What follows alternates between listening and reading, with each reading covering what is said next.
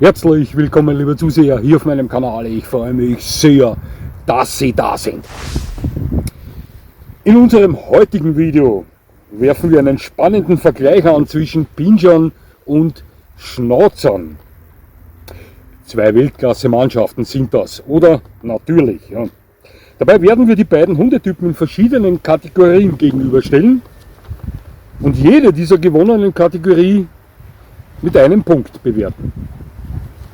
Am Ende sehen wir dann ganz klar, welche dieser beiden Hundetypen in der Summe die meisten Punkte ergattert hat.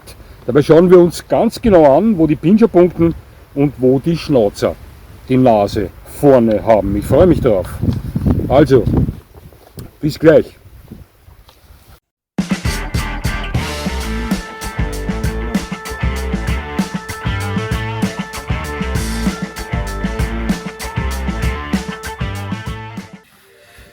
Nun, ich heiße Sie nochmals herzlich willkommen zu diesem kleinen Vergleichswettkampf, in welchem wir Pinscher und Schnauzer gegeneinander antreten lassen. Die Pinscher, wer sind die? Das wissen Sie selbstverständlich. Klare Sache, das ist der Dobermann, der größte dieser Kategorie. Ihm folgt der deutsche Pinscher, die etwas kleinere Ausgabe. Und für alle, die diesen Hundetyp im Taschenformat suchen, gibt es auch den Zwergpinscher, ebenfalls ein toller Hund.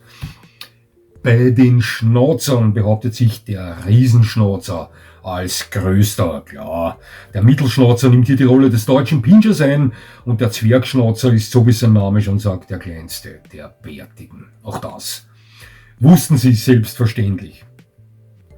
Ich habe mich für zu bewertende Kategorien entschieden, welche für Sie als eventuell zukünftiger Halter eines Pinschers oder Schnauzers interessant sein könnten. Anatomische Geschichten wie Größe und Gewicht habe ich absichtlich ausgelassen, weil diese Angaben in diesem Vergleich nicht relevant sind. Lassen Sie uns jetzt mit diesem kleinen Wettkampf beginnen und werfen wir diese 6 Hunde gleich in der ersten Kategorie gegeneinander ins Rennen. Und das sind die Kosten. Wie sieht es mit dem Erwerb aus? Zahlen Sie für einen Pinscher mehr als für einen Schnauzer oder umgekehrt? Im Normalfall nicht, denn hier bewegen wir uns auf völlig offenem Terrain. Klare Sache, der eine bekommt einen Pinscher geschenkt, der andere zahlt mehrere tausend Euro für einen Welpen. Bei den Schnauzern sieht das Ganze genauso aus. Also kein Unterschied, hier gibt es einen Punkt für beide.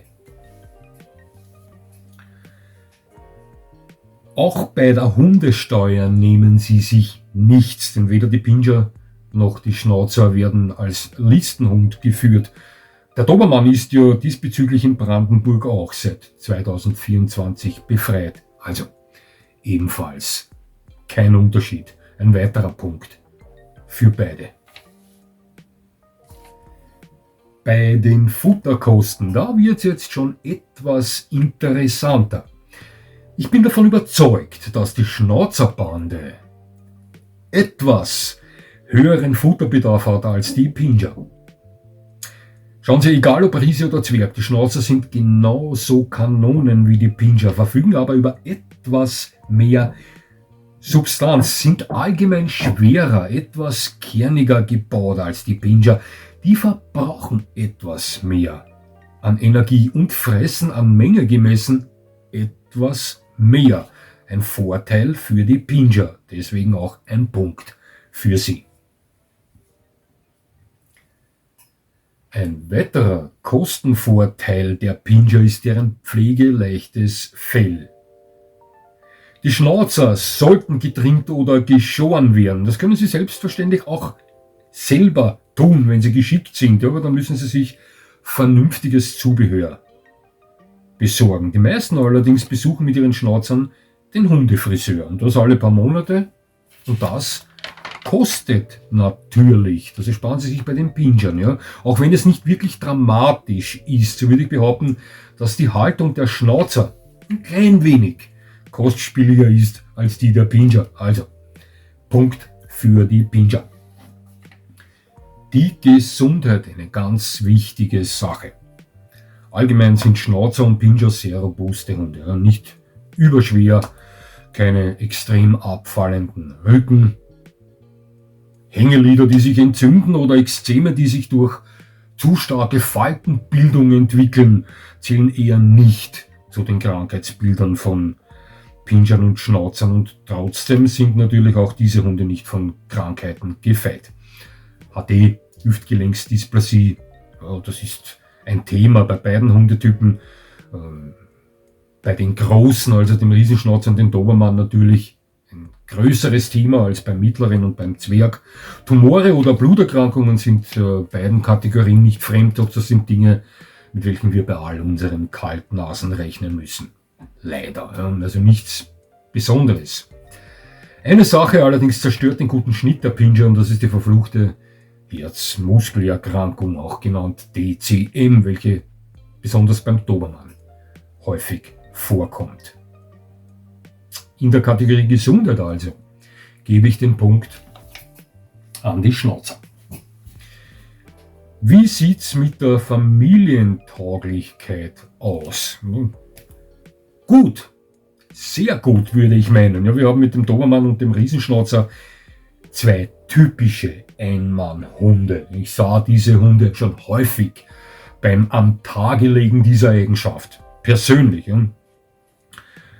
Die mittleren und die Zwergen, ja, dieser Hundetypen unterscheiden sich im Normalfall im Verhalten zur Familie so gut wie gar nicht voneinander.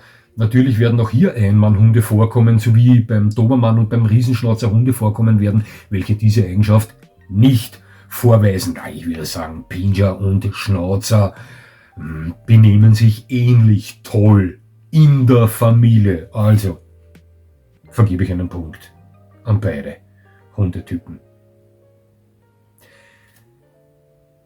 Kinderhunde, Klammer, gibt's die überhaupt? Ja? Sind weder Pinscher noch Schnauzer.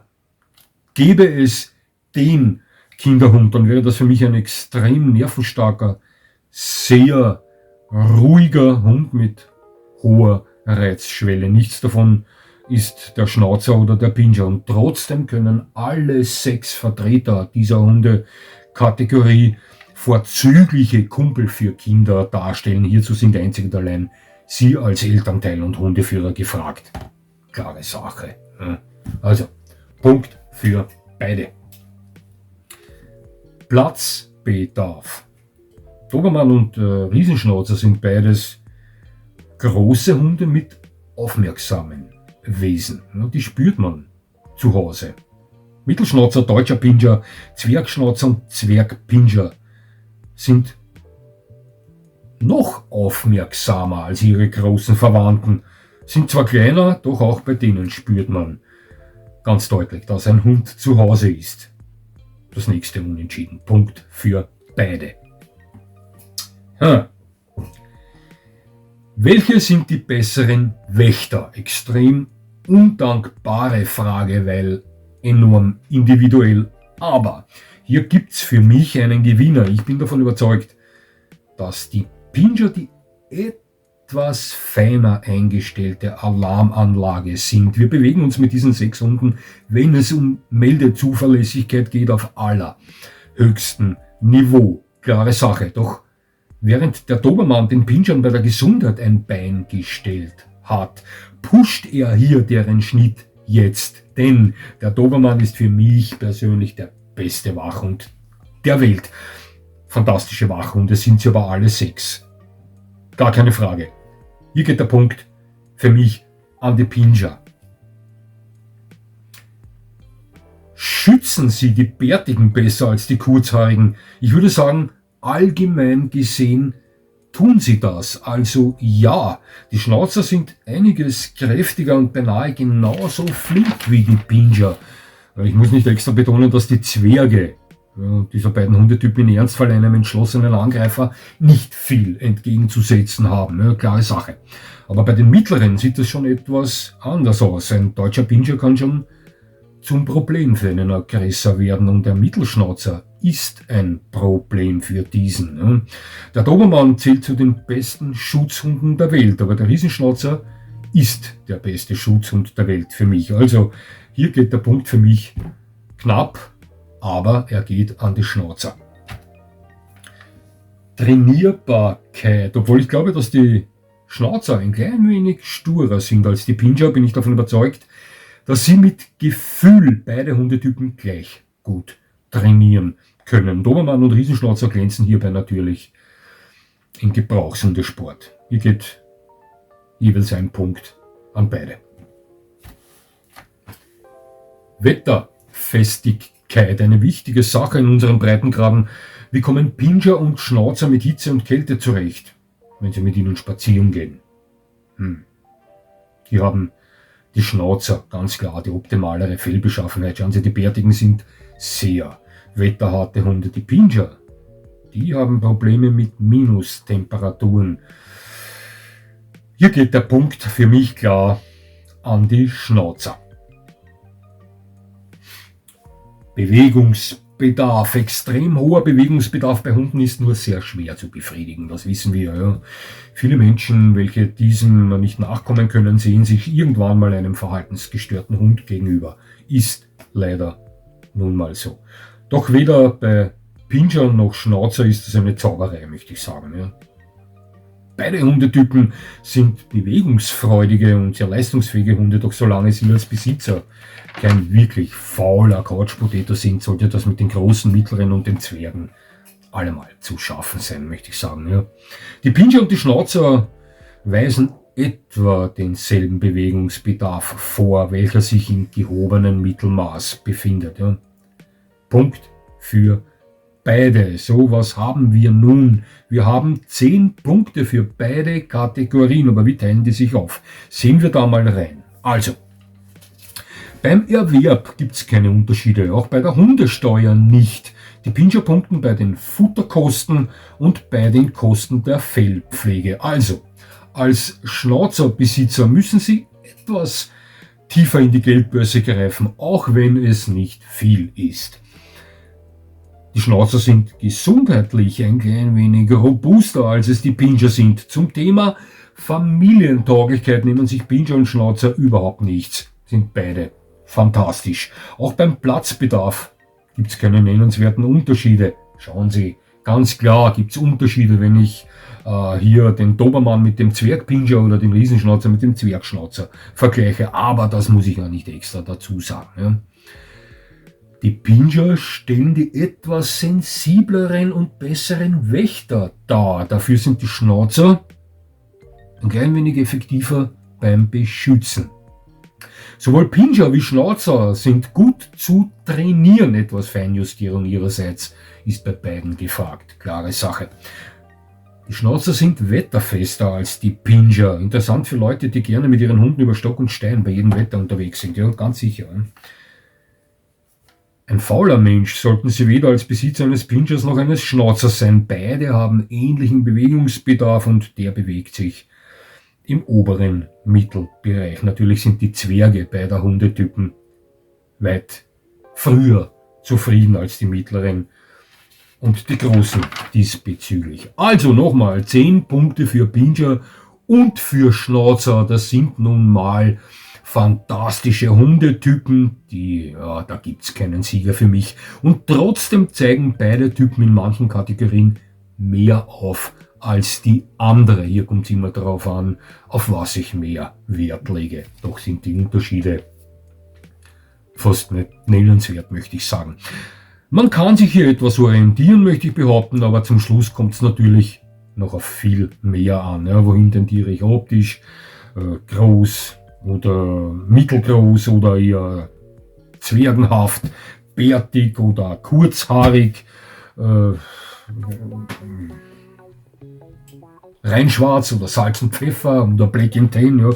Doch eines ist für mich ganz klar, diese 6 sind alle fantastisch. Es hat mich sehr gefreut, dass Sie mir zugesehen haben. Ich würde mich natürlich freuen, wenn Sie mir weiterhin zusehen. Und jetzt wünsche ich Ihnen noch einen schönen Tag. Das war's schon wieder.